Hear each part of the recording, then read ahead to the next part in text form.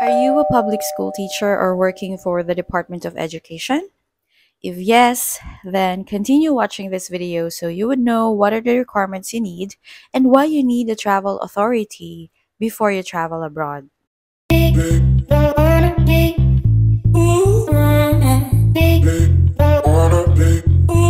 Hi everyone! Welcome back to our YouTube channel, and for today's video naman ay i-share ko sa inyo yung travel authority na kailangan or bakit kailangan ito ng mga nagtatrabaho sa Department of Education as well as public school teachers. So ayan, just continue watching this video para malaman ninyo kung bakit ninyo kailangan at may workaround ba kung sakali na hindi kayo makakuha ng travel authority.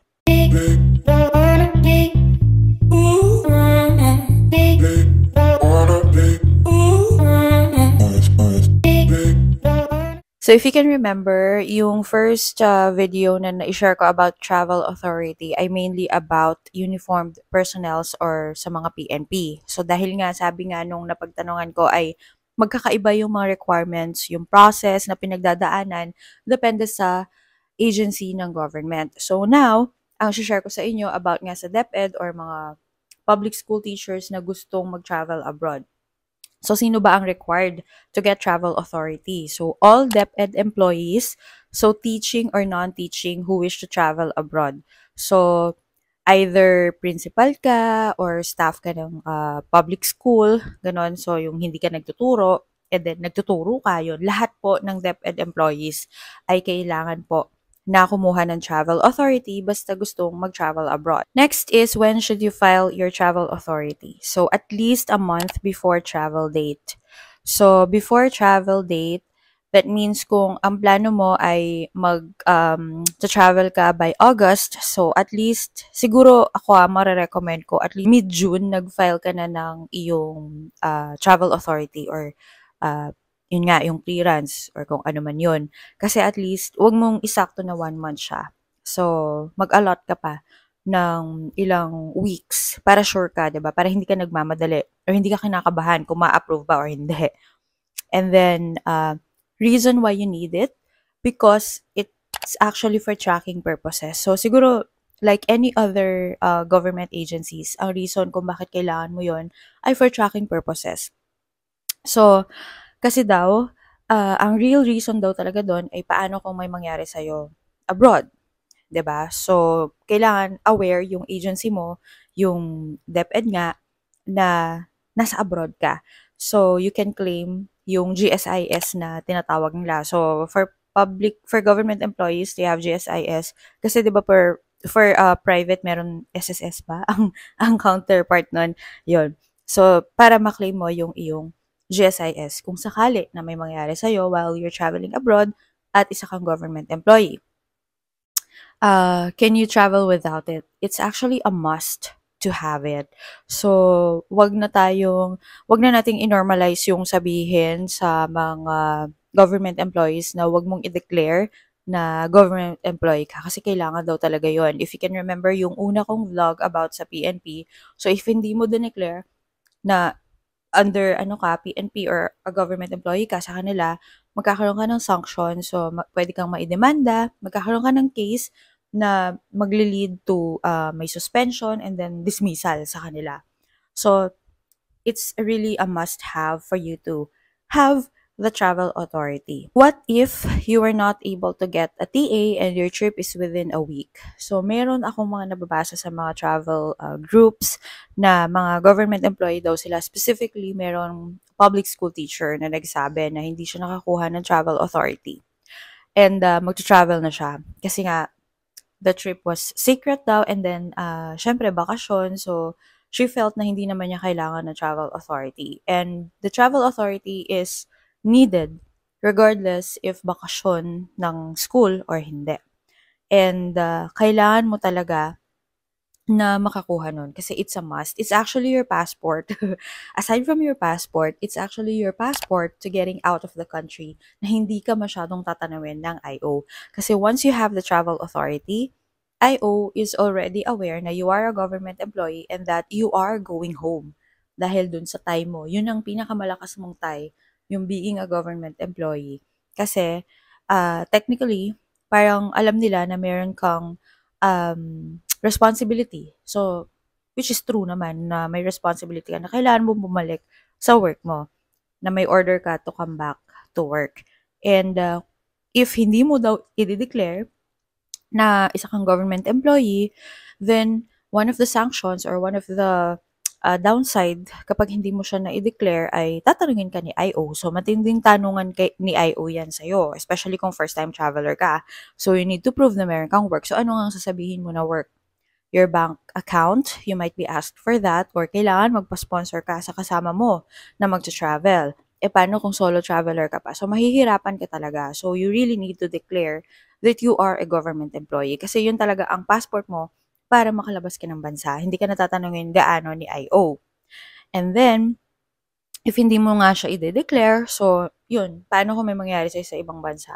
So, hindi mo makaklaim, hindi makaklaim ng family mo yung kailangan nilang maklaim dahil nga, you are a government employee na hindi mo dineclare sa pag-travel mo.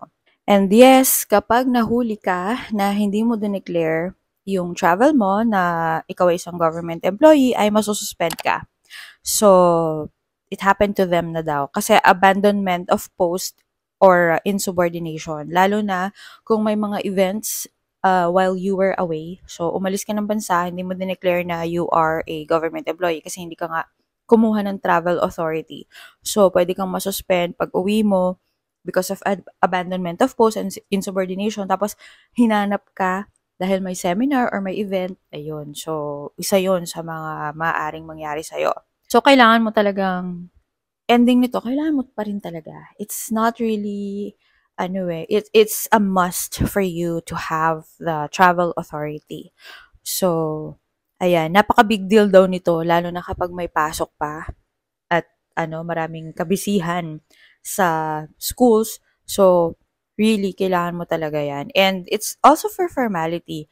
Kasi hindi lang dahil hassle kumuha, dahil kailangan mo talaga. And then, syempre, hindi ka makakapag-post ng mga pictures kung hindi ka nag-declare na government employee ka at nakalusot ka sa IO, napalabas ka. Hindi ka makapag-post ng mga pictures kasi syempre yung mga friends mo na teachers magtataka, paano ka nakalabas, wala kang travel authority. And ayun nga, yun ang pinaka-importante, the reason why nga na you need a travel authority kasi lalo na yung mga pamilyado. So, pag may nangyari nga sa'yo, sabi ko kanina, sa ibang bansa or sa ibang lugar, and you have a family, tapos hindi mo na-declare na you are a government employee or a public school teacher, DepEd, ganyan. So, hindi ka makaklaim ng GSIS, mafo-forfeit yun kasi nga hindi mo dineclare. And hindi mo yung family mo, hindi nila makukuha. It's, di ba, GSIS is may mga claims dyan. Insurance, ganyan, security. So, main reason talaga bakit dinedeclare is for insurance and security na rin. Ayan. So, and sabi niya, meron din daw nadi-deny sa mga travel authority. Let's say may pasok sa school yung vacation ninyo, yung travel period ninyo. So, merong chances na madi-deny yan, especially if it will overlap with your work and yung mga events, ganun. So, you have to really plan ahead bago ka ask or book ng iyong ticket. So, yun. So, sa mga government employees, yun lang talaga ang downside sa inyo.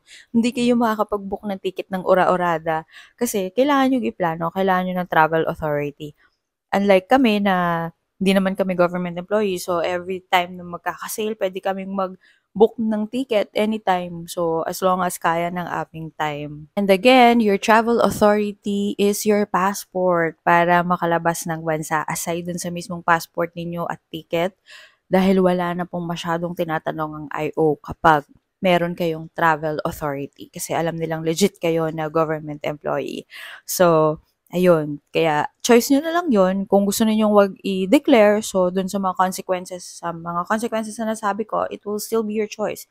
If talagang wala na kayong time at gustong-gusto nyo kating-kating na kayong mag-travel pero wala na kayong time kumuha ng travel authority, it will still be your choice, okay? If you want to declare or not. But, you have to face the consequences. Ayun. So, unang-una, consequences ni IO na hindi ka sure kung mapapalabas ka dahil maraming itatanong sa'yo since hindi ka nag-declare na ikaw ay isang government employee.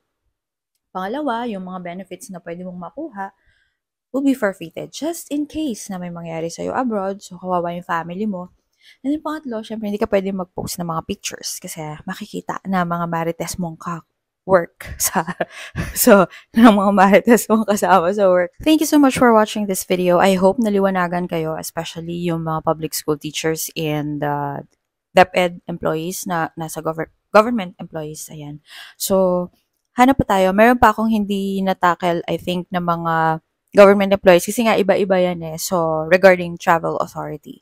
So, ayan, hanap pa tayo, magtatanong-tanong pa tayo. I'll still do my research para ma-share ko sa inyo. And thank you so much for watching this video. Hope you consider subscribing. Comment down if meron pa kayong ibang questions. Thanks! Bye!